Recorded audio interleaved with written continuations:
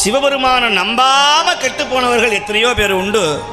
அவனை நம்பி நான் சிவனை நம்புறேன், சோதனை வரும், பிரச்சனை வரும், பிரச்சனை வந்தாதான் தீர்வு ஏற்படும். சிவனை கும்பிட்டா முதல்ல பிரச்சனை வரும், தகராறு வரும். ஏன்னா புண்ணு கொந்துனாதான் அந்த புண்ணு ஆறும். உள்ள இருக்கிற சலம் ரத்தம் உள்ள இருக்கிற ஆணி வேர் வெளியே வரணும்பா. அது வராம எப்படி உன் பிரச்சனை குணமாகும்?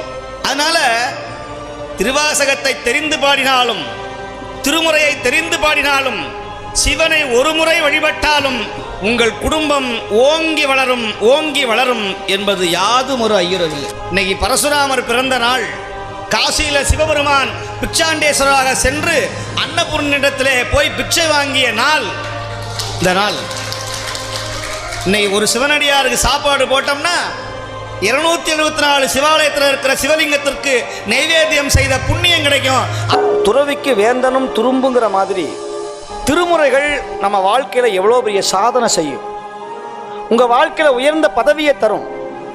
சிவபெருமான வழிபாடு செய்யுங்க. தினமும் ஒரு நாளைக்கு ஒரு தேவாரமாவது சொல்லுங்க. நல்ல விஷயங்களை கேட்கறதுக்கு நம்ம நேரத்தையும் காலத்தையும் நாளையும் தள்ளி போடக்கூடாது. அதைத்தான் ஞானசம்பந்தர் சொல்றார். நாள் போயிட்டே இருக்குப்பா, நாள் வீணா போயிட்டே இருக்கு, இந்த நாளை தவற விட்டுறாத. நான் உன் கோயில் பணியை ஒழுங்கா செய்தா எனக்கு வியாதி வராது, என் வீட்டில் இழப்பு வராது, என் வீட்டில் துக்கம் வராது, துயரம் வராது. நான் அடிக்கடி சொற்பொழிவில் சொல்றது அதுதான். சிவாலய பணி செய்தா உடம்புல வியாதி வராதுங்க. உடம்புல கோயில்ல குப்பையா இல்லைன்னா உடம்புல தோல் வியாதி வரவே வராது. உடம்புல உழவார பணி செய்தா உடம்புல தோல் வியாதி வராது. சிவபெருமான் வீதி விழா வருகிற போது கைலாயவாதி வாசிச்சா உடம்புல எந்த விதமான பிணியும் நோயும் வரவே வராது. சிவத்தொண்டு செய்யணும், சிவத்தொண்டு செய்யணும். நம்ம நெத்தியில திருநீர் பூசுறது இல்லை, ருத்ராட்சம் தரிக்கிறது கிடையாது, தர்மம் பண்றது கிடையாது, சுவாமிக்கு பூமாலை ஏற்றுறது கிடையாது. சொல்ற சிவத்தொண்டு செய்யணும், சிவத்தொண்டு செய்யணும். யோசிச்சு பாருங்க, நம்மலாம் யார், எங்கே பிறந்தோம்? இப்போ இங்கே உட்காரவங்க யாராவது என்ன ஜாதி என்ன குலம்னு யாராவது கேட்குறோமா? அந்தனர்லேருந்து எல்லாரும் உட்காந்துருக்குறோம். இல்லை உள்ளே வரும்போதே நீங்கள் என்ன ஆள்னு கேட்டு உள்ளே விட்றாங்களா? இல்லை ஏதாவது இங்கே ஏதாவது டிக்கெட் ஏதாவது உண்டா? இல்லை ஏதாவது வேறுபாடு உண்டா? யார் என்னமோ தெரியல, நெத்தியில் திருநீரும் ருத்ராட்சமும் இருந்தால் வாங்க சிவா வாங்க சிவா வாங்க சிவான்னு கூப்பிட்டு சொந்தக்காரங்கோட 3 நாளைக்கு அப்புறம் கிளம்புடா அப்படிங்கிறா. ஆனால் யார் என்னன்னு தெரியல. ஒரு சிவனடியார் தன்னுடைய வீட்டில் தன் படுக்கை அறையை யாரோ ஒரு சிவனடியார் கொடுத்துவிட்டு இந்த குடும்பமே ரோட்டில் வந்து வீதியில் ஹாலில் படுத்து தூங்குறாங்களே, இதுதாயா சிவனடியாருடைய மாண்பு, சிவனடியார் கிடைச்ச பரிசு. இங்கே பேதம் கிடையாது. திருநீர் இட்டார் பெரியார், இடாதார் இடிகுடத்தார், பட்டாங்கில் உள்ளபடி பகர்ந்துன்னு ஔவையார் சொல்றார். சில பேர் இதுக்குன்னே ஏமாத்திரம், அது வேற விஷயம்.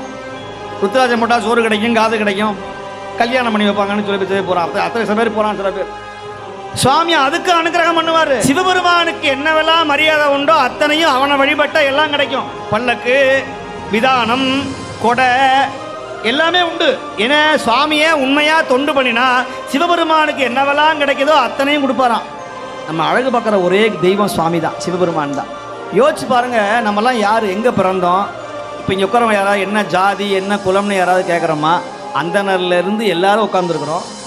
இல்லை உள்ளே வரும்போதே நீங்கள் என்ன ஆள்னு கேட்டு உள்ளே விட்றாங்களா? இல்லை ஏதாவது இங்கே ஏதாவது டிக்கெட் ஏதாவது உண்டா?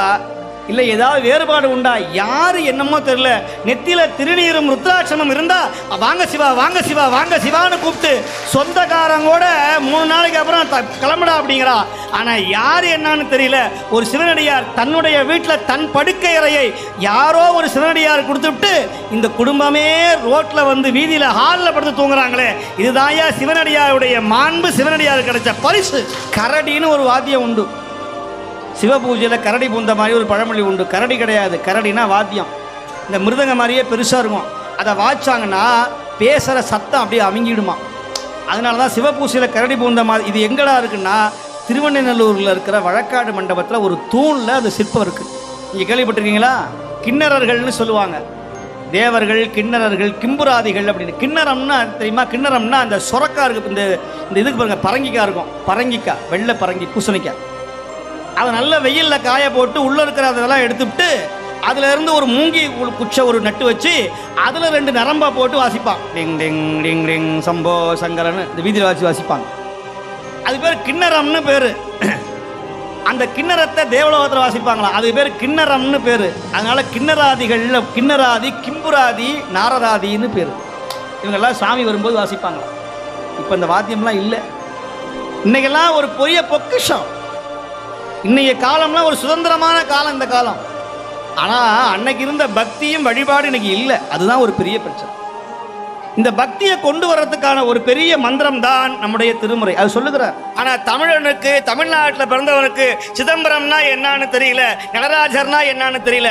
நடராஜர் படத்தை வச்சா வீடு ஆடி போயிருங்கிறான். அட பாவி, அவர் ஆடல, நீ ஆட முடியாதுடா. அவர் ஆடிக்கிட்டே இருக்கணும். பஞ்சகிருத்திய பிரபுன்னு பேரு. பஞ்சகிருத்தியம் 5 ரூபாய் அவன் செஞ்சுக்கிட்டே இருக்கணும். அவன் ஆடிக்கிட்டே இருக்கணும். அவன் ஆடினாதான் நம்ம பாட முடியும், மிருதங்க வாசிக்க முடியும், வயலின் வாசிக்க முடியும், உட்கார முடியும், உள்ள சாப்பாடு போவோம், இட்லி போவோம், தோசை போவோம், தூங்க முடியும், செல்போன் பேச முடியும், எல்லாம் பண்ண முடியும். அதைத்தான் நம்முடைய திருமுறைகள் மிக அழகாக சொல்லுகிறது. வான்முகில் வழாது பெய்யணும், மலிவலம் சுரக்க வேண்டும், மன்னன் கோன்முறை அரசு புரிய வேண்டும், குறைவில்லாத உயிர்கள் வாழணும், நான்மறை அறங்கள் ஓங்க வேண்டும், நல்ல தவம் வேள்வி மல்க வேண்டும், மேன்மைகள் சைவ நீதி விளங்குக. எங்க? ஆமா, உலகமெல்லாம் வரணும்.